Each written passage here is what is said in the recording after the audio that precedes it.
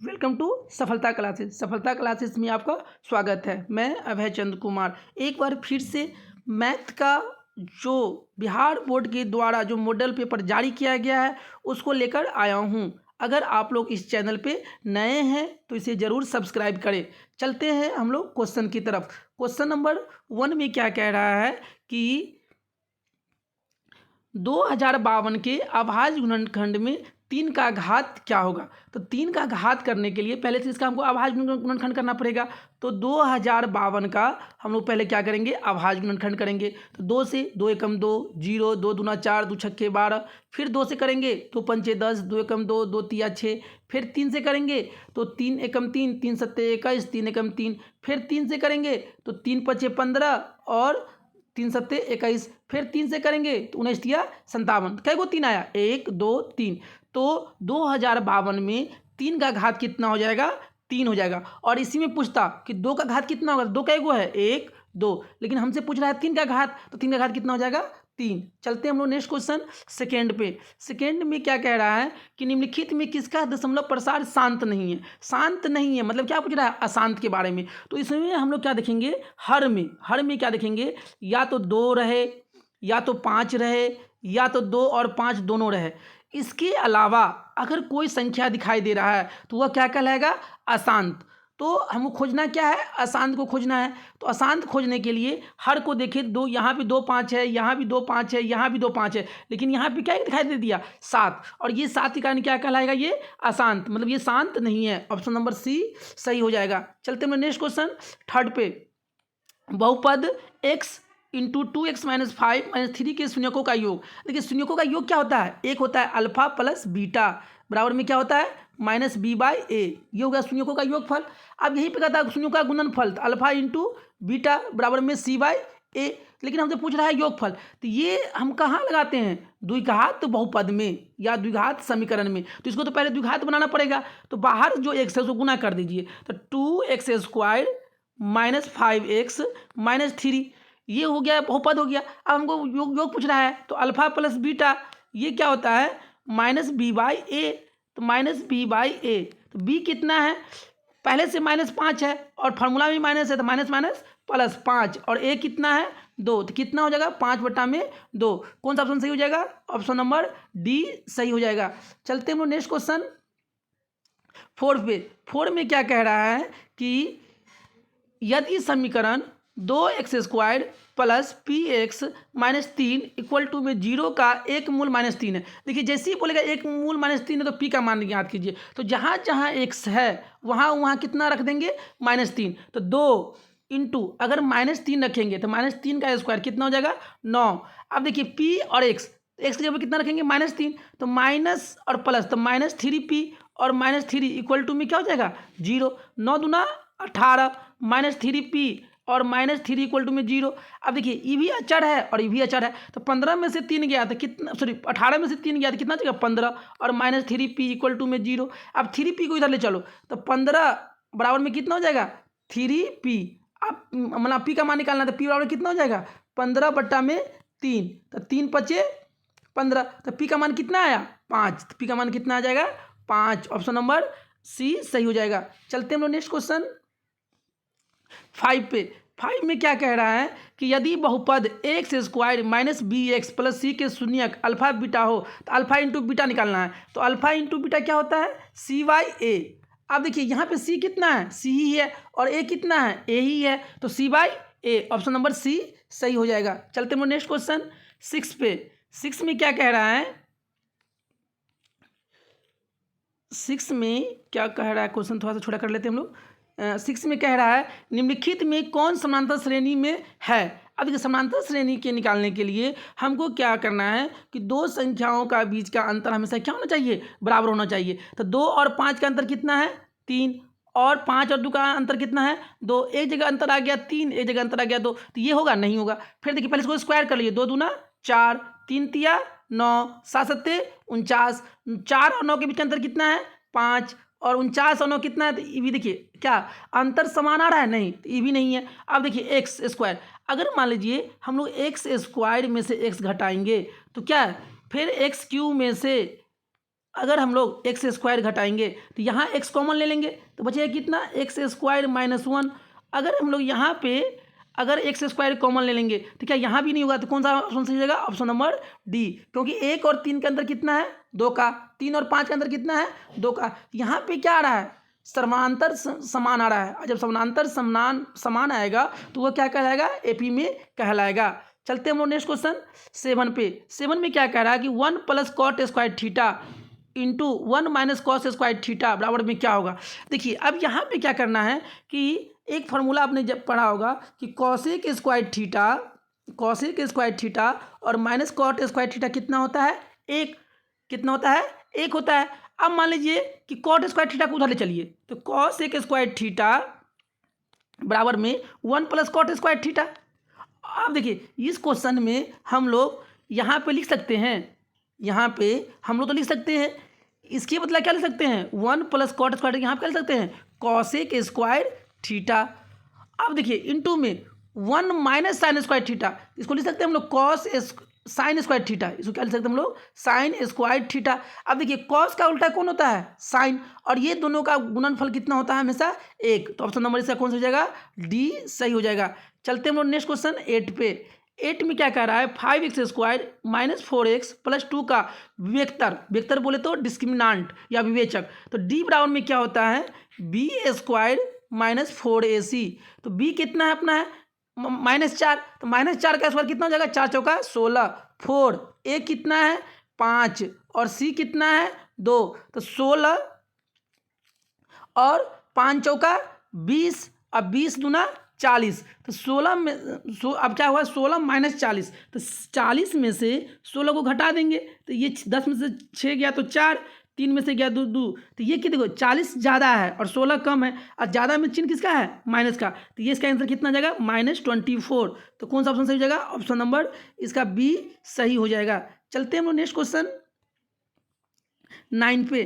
9 में क्या कह रहा है कि प्रकृति क्या होगा। देखिए जब हम लोग प्रकृति के बारे में पढ़ते हैं तो द्विघात समीकरण में x square plus b x plus c equal to में 0। अब प्रकृति के बारे में, तो प्रकृति पढ़ने के लिए हम 2 चीज़ निकालते हैं, डी बराबर में 0। अगर डी बराबर में 0 है तो मूल वास्तविक होगा और दोनों मूल कैसा होगा, बराबर होगा। दूसरा क्या होता है, डी का मान 0 से बड़ा हो तो यहाँ पे भी मूल वास्तविक होगा और दोनों मूल क्या होगा, अलग अलग होगा। और तीसरा क्या होता है, डी का मान 0 से छोटा हो तो मूल कैसा हो जाता है, अवास्तविक। तो हमको इसी मतलब कंसेप्ट पे ये क्वेश्चन वो करना है। तो देखिए इसका प्रकृति बताना है, तो प्रकृति पहले निकालने के लिए हम क्या निकालेंगे, डी निकालेंगे। और डी निकालेंगे तो डी निकालने के लिए हम लोग कैसे करेंगे, डी निकालने के लिए हम लोग पहले डी बराबर में बी स्क्वायर माइनस 4ac। तो बी कितना है -4, तो -4 का स्क्वायर 16 माइनस 4, ए कितना है 2 और सी कितना है 3। तो 16 और 4 इंटू में ए 2 सी 3, तो 16 माइनस 4 तिया 12 और 12 दूना 24, 12 दूना 24। तो 16 में से 24 गया तो कितना गया, ये -8, और -8 होगा तो ये क्या होगा, वास्तविक नहीं होगा, क्या होगा, अवास्तविक। ऑप्शन नंबर ए सही हो जाएगा। चलते हम लोग नेक्स्ट क्वेश्चन 10 पे। निम्नलिखित का एक मूल है। अब देखिए इसका एक मूल निकालना है, तो x square minus 3x plus 2 equal to में 0। तो हम क्या बताए थे, जो एक्स स्क्वायर का गुणांक है और जो स्थिर पद दोनों गुना करते हैं तो 2 आया। 2 को ऐसा गुणनखंड करें कि हमको -3 आ जाए, 2 और 1 हो गया। अब यहाँ पे देखिए एक्स स्क्वायर माइनस 2x और -x और प्लस 2 इक्वल टू में 0। अब देखिए यहाँ से x कॉमन लेंगे तो x कॉमन लेंगे तो x -2, यहाँ से -1 कॉमन लेंगे तो क्या हो जाएगा, x -2। अब देखिए अब क्या होगा, एक होगा x -1 और एक क्या होगा, x -2।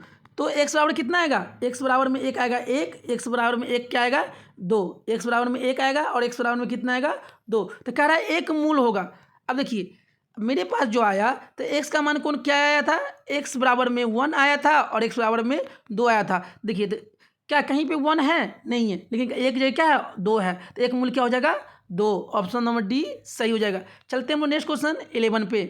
11 में क्या कह रहा है, निम्नलिखित में किसका गुणनफल एक परमेय संख्या है। देखिए परमेय संख्या किसे कहते हैं, ऐसा संख्या जो p बट्टा q के रूप में लिख सकते हैं, उसे हम लोग परमेय संख्या कहते हैं। देखिए √3 और √5 गुना करेंगे तो क्या आएगा, √15, और √15 का क्या वर्गमूल लिख लेगा, नहीं, तो यह अपरमेय होगा। √7 और √9 गुना करेंगे तो ये 63, 9 63, इसका वर्गमूल लिख लेगा, नहीं, तो ये भी अपरमेय है। √8 और √2 का गुना करेंगे तो √16, और इसका वर्गमूल कितना निकल जाएगा, 4। तो यही क्या हो गया, परमेय संख्या। ऑप्शन नंबर सी सही हो जाएगा। चलते हैं नेक्स्ट क्वेश्चन 12 पे। निम्नलिखित में कौन 154 का अभाज्य गुणनखंड है। अब इसमें 154 का अभाज्य गुणनखंड करना है और देखना है, तो 154 का हम लोग अभाज्य गुणनखंड पहले करेंगे। तो 2 से 2 सत्ते 14, 2 सत्ते 14, फिर किसे करेंगे, 7 से 11 सत्ते 77। क्या इससे अब छोटा कर सकते हैं, नहीं, तो क्या हुआ, एगो 2, एगो 7, और क्या हो गया, एगो 11। 2 गुने में 7 गुने में 11, 154 का क्या हो गया, अभाज्य गुणनखंड। तो ये ऑप्शन कहाँ पे है, ऑप्शन नंबर सी में है। चलते हैं नेक्स्ट क्वेश्चन 13 पे। 13 में क्या कह रहा है, निम्नलिखित में कौन एक घातीय समीकरण है, मतलब ऐसा कौन सा समीकरण है जो एक घात वाला है। देखिए जब इसको सॉल्व करेंगे तो x तो x कट जाएगा, यहाँ पे तो कोई घात ही नहीं है। जब इसको सॉल्व करेंगे तो ये क्या हो जाएगा, a + b का होल स्क्वायर, तो ये हो जाएगा a² प्लस में 2ab प्लस में 1 बराबर में x² प्लस में 4x प्लस में 2। x² से x² कट गया, अब 2x को उधर ले चलो, तो 2x को उधर ले चलेंगे तो ये क्या हो जाएगा, मतलब 4x में से 2x तो 2x, और 2 को इधर लिया तो -1। देखिए यहाँ पे कितना घात है, एक घात, तो ऑप्शन नंबर इसका बी सही हो जाएगा। चलते हैं नेक्स्ट क्वेश्चन 14 पे। 14 में क्या कह रहा है, निम्नलिखित में कौन सा द्विघात समीकरण है। अब देखिए द्विघात समीकरण देखने के लिए पहले इसको गुना करना पड़ेगा, फिर इसको, चलिए इसको इससे गुना करते हैं, ए को चेक करते हैं। तो ये क्या हो गया, x², फिर क्या हो जाएगा -2x, फिर कितना हो जाएगा, ये हो जाएगा +x और माइनस का 2, इधर करेंगे तो x²। देखिए यहाँ से x² कट जाएगा तो ये तो द्विघात होगा नहीं। फिर चलिए b में भी x² कट जाएगा, ये भी नहीं होगा। देखिए अब d में जब x² बराबर में x² -1 अब बट्टा में x, फिर गुना करेंगे तो ये कितना हो जाएगा, 3 घात। तो कौन सा हो जाएगा, ऑप्शन नंबर इसका सी सही हो जाएगा। चलते हैं नेक्स्ट क्वेश्चन 15 में। निम्नलिखित में से 4x² -3kx + 1 बराबर में 0 के मूल बराबर है तो के, देखिए मूल बराबर डी बराबर में कितना होता है, 0, और डी बराबर में क्या होता है, b² -4ac बराबर में 0। b कितना है, तो -3k का स्क्वायर, तो -3k का होल स्क्वायर, -4, a कितना 4, c कितना 1, 0। अब देखिए -3k का स्क्वायर तो क्या हो जाएगा, 9k² और 4 चौका 16 बराबर में 0। अब 16 को उधर ले चले तो 9k² बराबर में 16, तो k² बराबर कितना हो गया, 16 बट्टा में 9, स्क्वायर हटाएंगे तो इधर क्या आएगा, रूट आएगा, तो यहाँ पे क्या आ जाएगा, +-4 बट्टा में 3। तो कौन सा ऑप्शन सही हो जाएगा, +-4 बट्टा में 3। तो ये ऑप्शन कहाँ पे है, ऑप्शन नंबर ये डी में है। चलते हैं नेक्स्ट क्वेश्चन 16 पे। यदि किसी द्विघात बहुपद के शून्यकों का योगफल 2 और गुणनफल -15 है। देखिए तो द्विघात बहुपद जब हमको उसका योगफल दिया हुआ रहे और उसका गुणनफल दिया हुआ रहे, तो द्विघात बहुपद कैसे निकालते हैं हम लोग, x² माइनस मूलों का योगफल इंटू में x और प्लस का मूलों का गुणनफल। तो चलिए x² मूलों का योगफल कितना दिया हुआ है, 2, तो -2x, और मूलों का गुणनफल कितना दिया हुआ है, -15। तो यही कितना, यही अपना आंसर हो जाएगा, x² -2x और -15, ऑप्शन नंबर डी सही हो जाएगा। चलते हैं नेक्स्ट क्वेश्चन 17 पे। निम्नलिखित में कौन समांतर श्रेणी नहीं है। अब समांतर श्रेणी नहीं की बात करता है तो हमको क्या करना है, समांतर श्रेणी है, अगर नहीं है तो हम क्या खोजना है, तो हम समांतर श्रेणी देखने के लिए हम दो संख्याओं के बीच का अंतर देखते हैं। तो देखिए अंतर देखेंगे तो 12 और 16 के बीच में कितना, 4, यहाँ भी कितना 4। जब इसको स्क्वायर करेंगे तो 2 दूना 4, 50 25, 7 49, यहाँ पे अलग अलग आ गया, तो यहाँ पे भी तो नहीं होगा, तो कौन सा ऑप्शन नंबर ए ही क्या है, समांतर श्रेणी में है। हम लोग चलते हैं नेक्स्ट क्वेश्चन 18 पे। कह रहा है समांतर श्रेणी में √2, √8, √18, √32 का सर्वांतर निकालने के लिए। देखिए सर्वांतर निकालने के लिए हम लोग क्या करते हैं, अगला पद माइनस पिछला पद। तब देखिए अब अगला पद निकालने के लिए और पिछला पद निकालने के लिए पहले सबको बराबर करना पड़ेगा। तो यहाँ पे √2 है, क्या √8 को हम लिख सकते हैं 2√2, फिर 18 को लिख सकते हैं 3√2, 32 को लिख सकते हैं 4√2। अब समांतर निकालने के लिए अगला पद माइनस पिछला पद, तो 2√2 अब -√2। अब 2√2 में से √2 गया तो कितना बचेगा √2। ऑप्शन नंबर बी इसका सही हो जाएगा। चलते हैं नेक्स्ट क्वेश्चन 19 पे। इतना का समांतर श्रेणी। देखिए जब हम बताए थे कि तीन संख्या ए बी और सी समांतर श्रेणी में हैं तो हम बीच वाले को लेते हैं बी बराबर में जो दो संख्या बचा उसका सम a + c बटा में 2। इसी कंसेप्ट में ये क्वेश्चन बनेगा। देखिए क्या है क्वेश्चन में, क्या कह रहा है कि x का मान निकालने के लिए, और ये क्या है समांतर श्रेणी में x + 2 और 3x और 4x + में 1, ये क्या है समांतर। हम क्या बोले बीच वाला को रखना है, तो 3x बराबर में दोनों को जोड़ना है, तो x + में 2 अब प्लस में 4x अब प्लस में 1 अब बट्टा में क्या कर देंगे 2, तो 3x बराबर में 4 और 1 5x और कितना हो जाएगा ये 2 और 1 3 अब बट्टा में 2। अब इसको करेंगे तो कितना हो जाएगा गुना का नहीं गुना, तो 3 दूना 6x, कितना हो जाएगा ये 3 दूना 6x अब बराबर में यहाँ पे कितना हो जाएगा 5x और यहाँ पे कितना बचा था 2 और 1 3। अब देखिए 6x में से 5x गया तो कितना x, तो x बराबर में कितना आ गया 3, तो x का मान कितना आ गया निकल गया आ गया 3। तो कौन सा हो जाएगा ऑप्शन नंबर सी सही हो जाएगा इसका।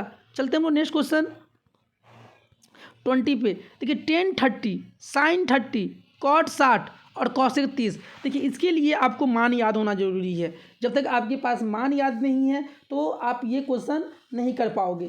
तो देखिए मान याद करने के लिए कुछ नहीं करना है, या तो आपके किताब में है या तो इसका एक ट्रिक होता है, तो या तो उसको याद कर लीजिए या नहीं तो फिर याद करना पड़ेगा। तो जैसे तो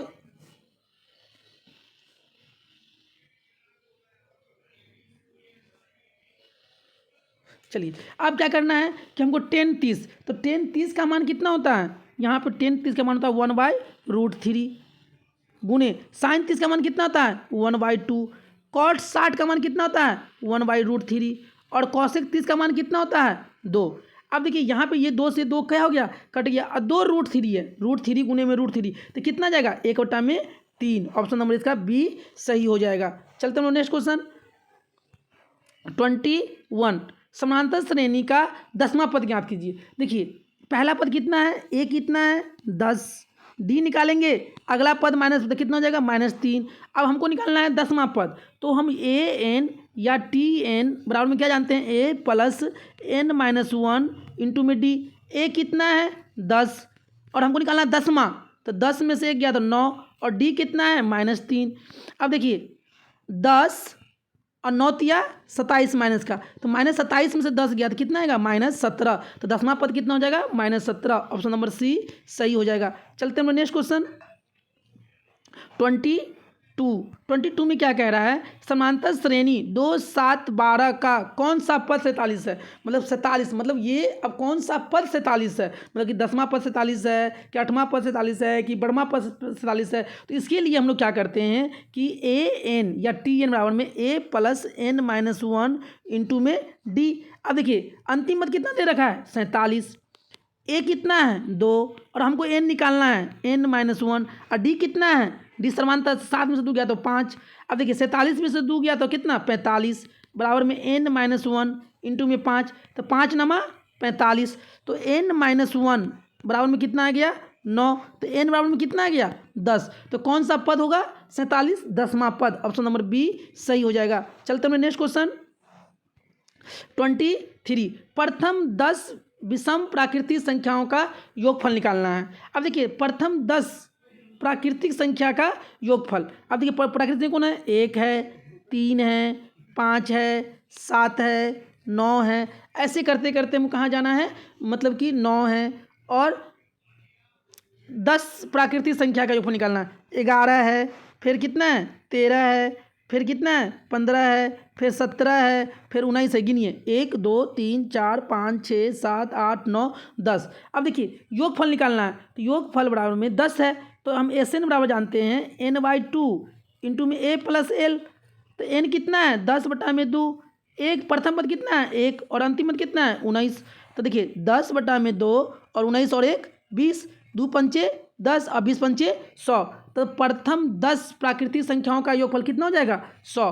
नहीं तो इसका हम लोग ट्रिक निकाल सकते हैं कि अगर लगातार प्राकृतिक संख्या कौन सा विषम, तो जितना भी बोलेगा ना 10 है तो 10 का स्क्वायर कर देंगे। बोलेगा 20 लगातार विषम प्राकृतिक संख्याओं का योगफल, तो हम क्या करेंगे 20 का स्क्वायर कर देंगे। तो 10 का स्क्वायर कितना हो जाएगा 100। तो ऑप्शन नंबर बी सही हो जाएगा। चलते हैं नेक्स्ट क्वेश्चन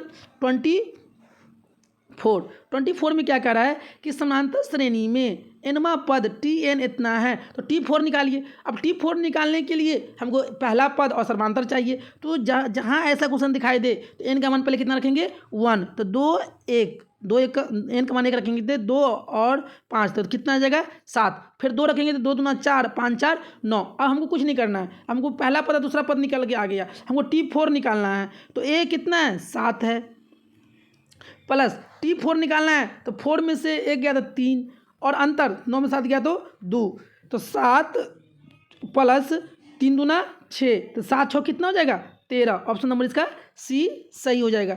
चलते हैं हम लोग नेक्स्ट क्वेश्चन 25 में क्या कह रहा है कि यदि px और gx इतना है तो भाग देने पे इसका घात क्या होगा। इसकी मतलब घात की बात कर रहा है। तो चलिए, तो पहले px, तो px कितना है x की पावर 5 प्लस में 1 और x प्लस 1 को हम लोग भाग देंगे। तो भाग देने के बाद इसका घात कितना आएगा, तो इसका घात चलिए इसको हम करते हैं x प्लस 1 से भाग करते हैं x प्लस 5 प्लस 1 में।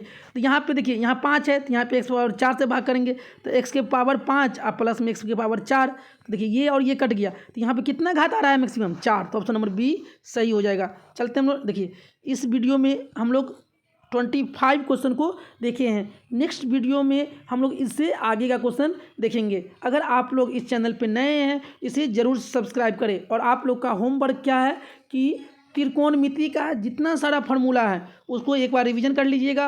और त्रिकोणमिति में ही क्या है, जैसे साइन 0 का मान, साइन 45 का मान, साइन 60 का मान, ये सब भी आपको क्या है याद रहना चाहिए, ताकि क्वेश्चन बनाने में आपको टाइम नहीं लगेगा। अगर ये सब याद नहीं रहेगा तो आपको क्या करना पड़ेगा, टाइम लगेगा। इसलिए आप लोग ये सारा चीज़ अच्छे से याद कीजिए।